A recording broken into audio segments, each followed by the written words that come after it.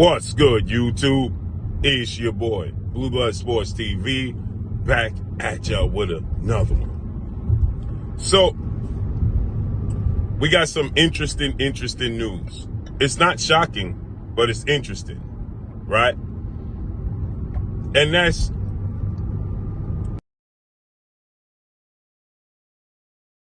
details that are coming out more and more about why newly crowned WBA light welterweight, junior welterweight, Mexican superstar, world champion, Jose El Rayo Venezuela, turned down a fight with three-division world champion, reigning WBA lightweight world champion, superstar boxer, Gervonta Tank Davis.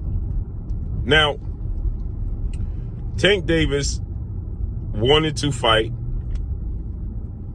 Vasil High-Tech Lomachenko, two-time Olympic gold medalist, three-division world champion, former unified lightweight world champion, but is the reigning IBF lightweight world champion, superstar boxer out of the Ukraine, Vasil Lomachenko.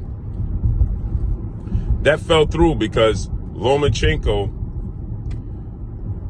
according to his team, they said Tank Davis wasn't being serious with his demands. He wasn't being serious with the offer to Lomachenko. So they decided to walk away from the Tank Davis fight and said, listen, we'll revisit it next year. But now, on the contrary, when I told Bob Arum, he stated that the negotiations was going just fine, and he was surprised just how open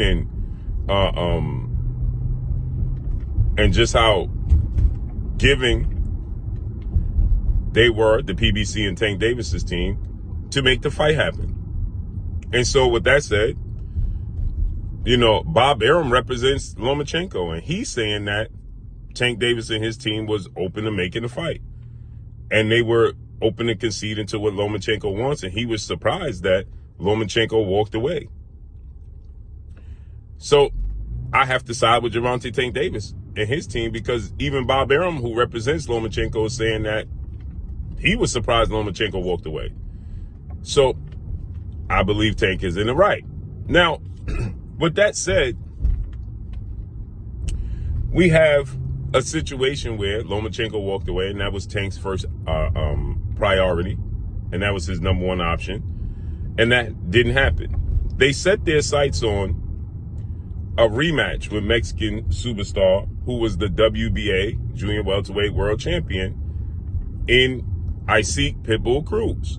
Isaac Pitbull Cruz is somebody Tank Davis fought December 2021, and he won a unanimous decision. Now, it was competitive, it was exciting, and more importantly, afterwards, Isaac Cruz went on after he fought Tank Davis, and his stock went up because he started to perform against other opposition just as well as he performed against Tank. So it spoke volumes about tanking him. So they set their sights on a November showdown with Isaac Cruz, who fought El Rayo August 3rd.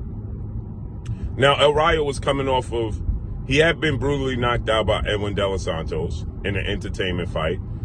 He came back, he lost a decision to Chris Colbert that I thought he won. He dropped Chris Colbert in the fight and I thought he won, but his judgment of distance was a little bit off. Nonetheless, they gave it to Chris Colbert. He had a rematch with Chris Colbert, and he brutally knocked Chris Colbert out and left no doubt. Then he fought Isaac Cruz, moved up to 140, first fight at 140, right? And the underdog, I'm like, based off his past performances and many other people, I got Isaac Cruz winning his fight off of aggression and work rate, right? And El Rayo had other plans, to say the least. And he absolutely outclassed and dominated Pitbull Cruz. Made him look like an amateur. Won every single round, in my opinion. Made Isaac Cruz look like an amateur. And became the WBA champion because Isaac Cruz had knocked out a common opponent of Tank Davis and himself in Rolando Rolly Romero.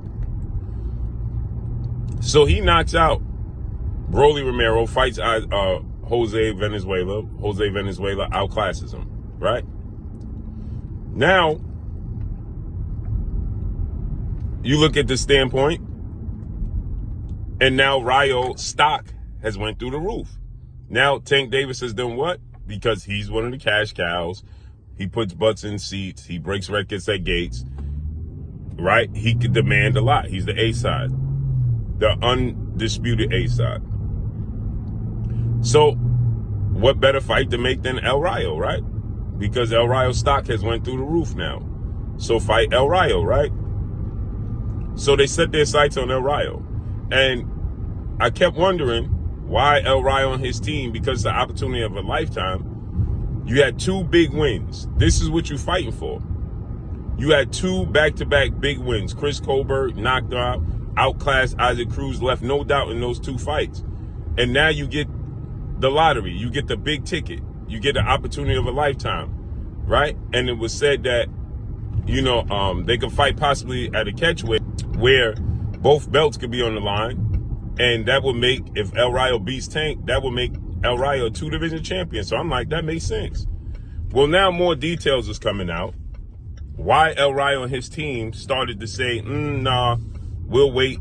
They started to push back with the Tank fight. And now the details is coming out that part of the reason they was pushing back is because Tank wanted to fight at 135 with a rehydration clause. What? El Rayo is 1 fight removed from fighting at 135. Yes, is he a fairly big 135 pounder? Yes. But he's 1 fight removed from 135. And now you want a rehydration clause? You want him to come down. He's the 140-pound champion.